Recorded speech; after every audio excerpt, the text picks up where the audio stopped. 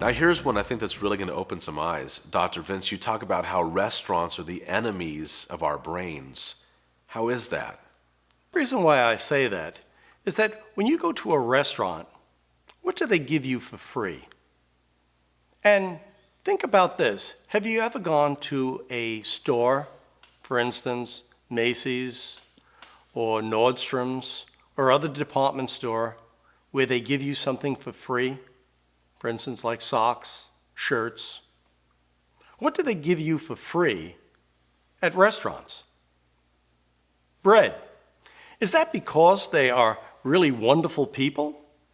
Or is there a method to their madness? Well, there is. One of the things that is very important in the diet, the harmonic diet, is really keeping our carbohydrates to complex carbohydrates and the fats and proteins in equal quantities. That is 1/3 fat, 1/3 protein, 1/3 complex carbohydrates. Now, what happens when you come to a restaurant and they put that bread on the table? What do? You eat it. What is occurring is that this is a refined sugar. Remember, the caveman, when he came out, he didn't have a loaf of bread out there.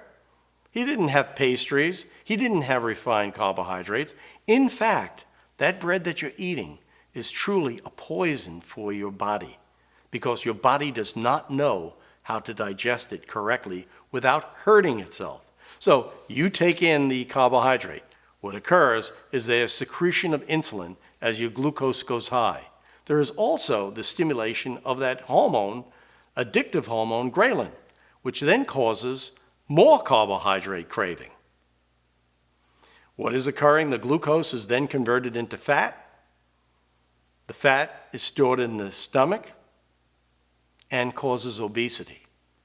The reason why they give you bread is because studies have shown that you will eat 20 to 30% more of your meal, and you are 4 to 5 times as likely to have a dessert afterwards.